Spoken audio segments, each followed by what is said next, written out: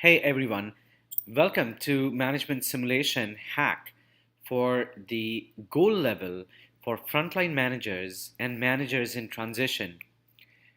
This hack is very important for you for the only reason you'll know exactly what is needed for you to do. Because all our simulations, although they look pretty easy, they're pretty tough. All the simulations that you're going to go through are outcome based, which means everything has an output and you're measured on output just like in real life, right? So my suggestion is that you definitely look at these hacks in detail. I want to only tell you one very important thing before I go through the rest of the slides, which is everything here is all about strategy and execution, which means when I say strategy, it basically means you have to understand the whole game and your activity and plan accordingly. Most people fail to produce results because they fail to plan. And that is a very important thing that you're going to learn here. The second piece is that your biggest enemy is time. Just like we have quarters and we have to meet our numbers or reach our goals, over here your enemy is time. So you're forced to delegate. So the moment you understand these very important stuff, the rest of it can be very easy. But remember, the way the simulation works at the gold level, the platinum and the diamond level, it builds on top of each other, which means if you don't do the things right, rest of the processes will not work in your favor. Okay? So let's go for it. First of all, you probably know the simulation levels, right? Which is we've got three simulation levels. Depending upon the simulation levels, you have certain activities to produce certain results. We will talk about that, but as I said, the expectation is that first, being a going to be manager or a frontline manager, you have to enact that role here. You have to be pretty serious. If you're not, trust me, you will not be able to produce the results. Second point is the resources that are going to be given to you. Remember one very important thing. Some resources that are going to be provided to you, they know the simulation by heart. For example, you might have a personal assistant, and the personal assistant might know how the whole simulation works because he or she has been part of the simulation for years. If you can bring them to your side and build a relationship with them, you'll be able to get further information. But remember, everything in the simulation is real. Today's management is about information and knowing what to do by taking decisions.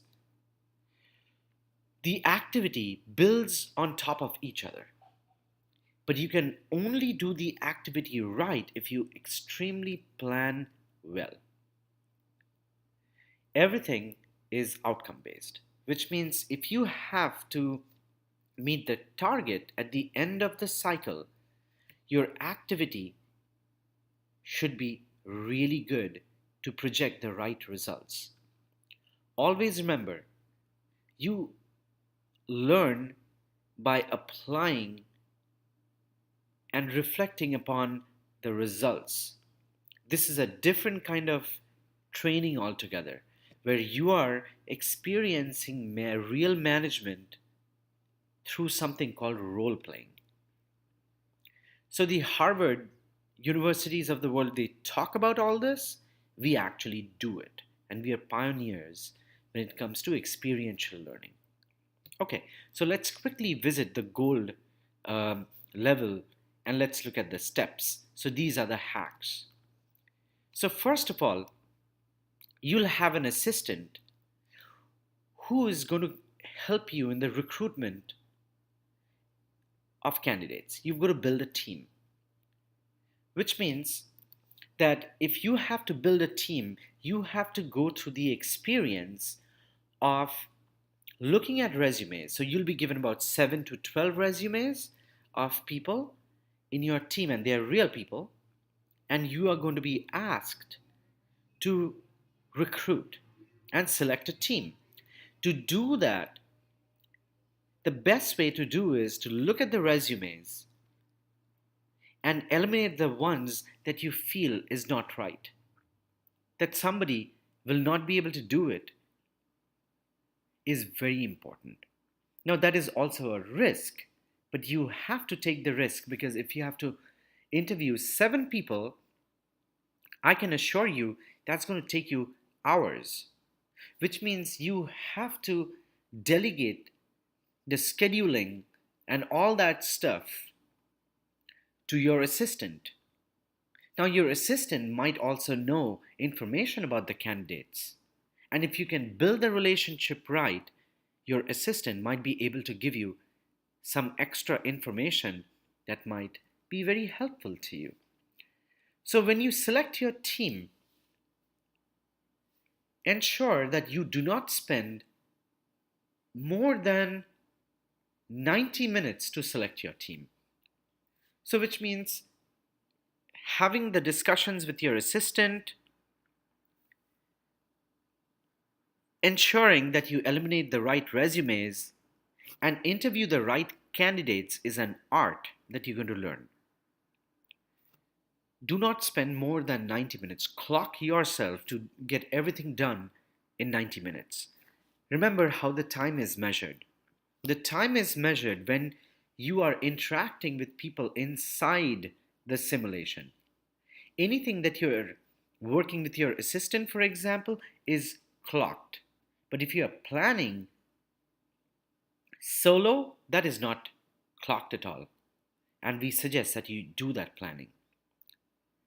Let's move to step number 3, which is the establishment of the rapport. Now remember, you've got a team. The team is looking forward to who you are. They want to know you. And it's real people. Now you've got to establish that rapport.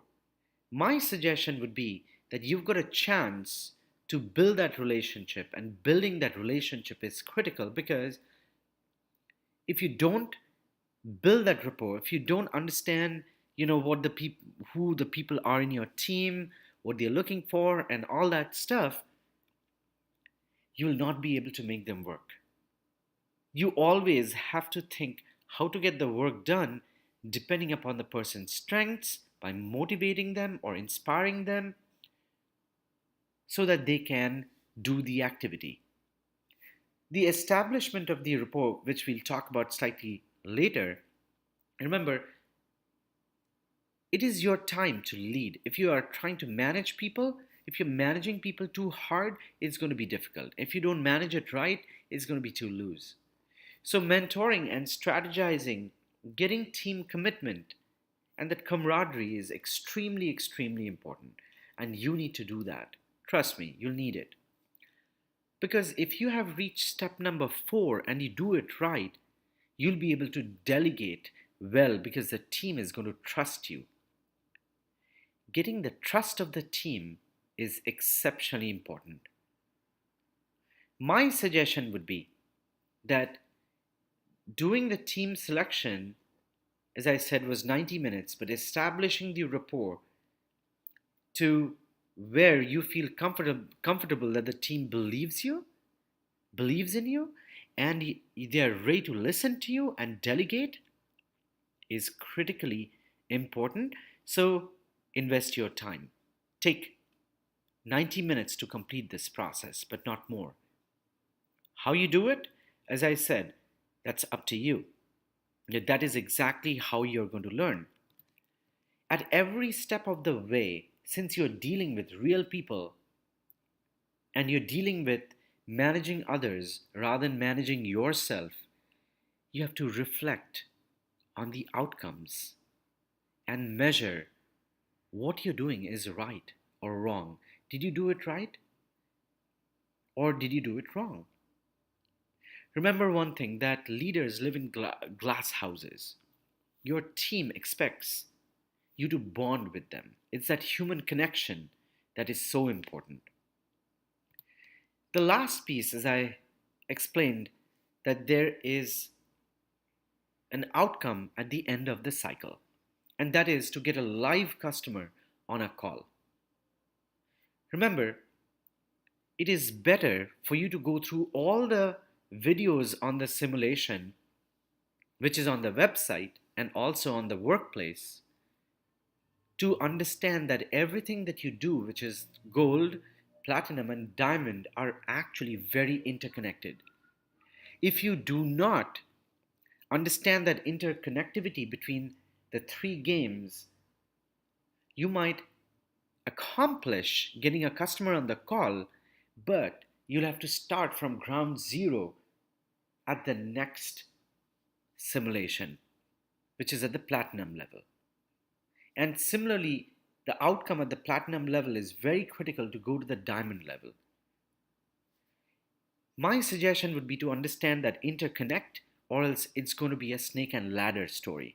If I were you, I would go through all the games or the simulations and understand the interconnect. I know I'm repeating myself, but trust me, you'll need it. When you do things, do it right. That's very important here. Because your enemy is time. Your enemy is to show the outcome. So, let's understand the activity again. We're going to provide you 12 resumes of people, or 7, whatever. Understand how to leverage others who have more information than you and ask for help. Select a team of 3. When you interview people, my suggestion is do not keep more than 1 hour to interview people. If you are doing so, you can, from 60 minutes, you can take 90 if you want, but that's up to you. My suggestion would be that you delegate the scheduling with your assistant. Take the assistant's help. Get some knowledge about candidates. But remember, you can only do so when you develop a bond. Now, mentorship is very important. People in the team are people with disabilities. They are no different from you or me or anybody. Now, they may have different life experiences. You have to know what motivates them. And that is the real art that you'll understand. What is it that these people in your team are motivated about? That is where you need to have slightly detailed one-on-one discussions to understand them. If you do that right, and you do it well, the rest of the processes are extremely easy because you'll be able to lead and they'll be able to follow. Now, the case study is exceptionally important because the case study, first of all, shows leadership. There's an entirely different video about how to do really good case studies, but another very important point about case studies is the fact you need to learn how to understand a company and break it down into parts about how the business happens, how the business moves, what's important to the business. But instead of a monologue, you always have to get other people to come out with the answers. Sometimes the case studies would be easy for you, but it may not be easy for them. Your job to establish leadership is to involve your team. To involve your team, the more monologue you create, more distant your team will be. Your job is to enable others to succeed and to have other people come out with answers, and to respect that is how people understand that you care for them. This is the human side you have to understand. The better you are, the more successful you will be. That's the only criteria. Strategizing the business case is very critical because it has a business aspect as well, which is you have to have your team basically engage in activity to reach out to customers in a certain industry or small businesses to get a customer on a call.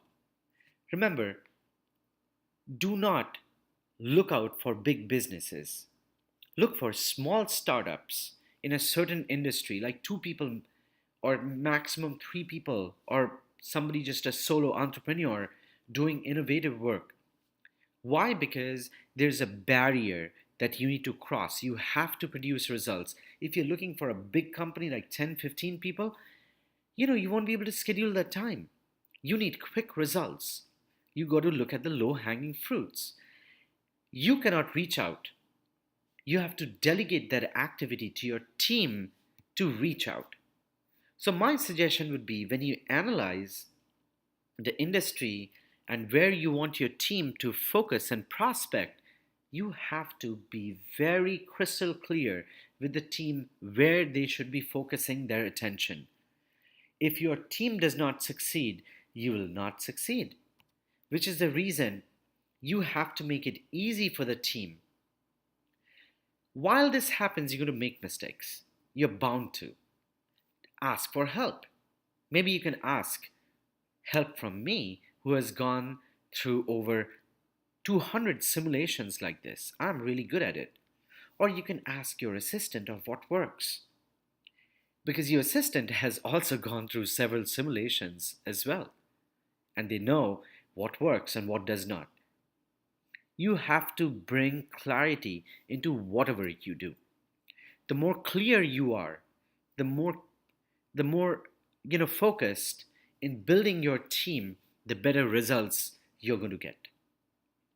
If you force people too much, you'll not get the output. If you are a little easy with people, it won't happen as well.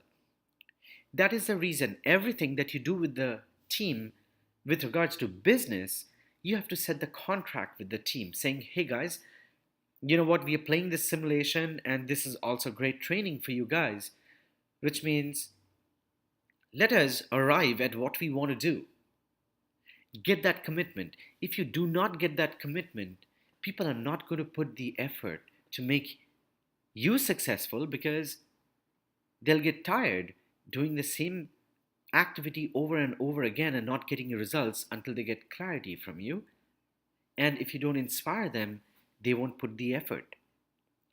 If you can build people, get their trust, care for them, be clear on your approach, trust me, the team is going to put effort in to make you successful, and you'll be able to complete this cycle, which is to get a customer on the call. I hope I've explained some of the hacks, the tips and the tricks. I would suggest that you go through the hacks again and again and strategize the entire activity before you start executing. Okay, guys, we'll go to the next level, but again, thanks for listening.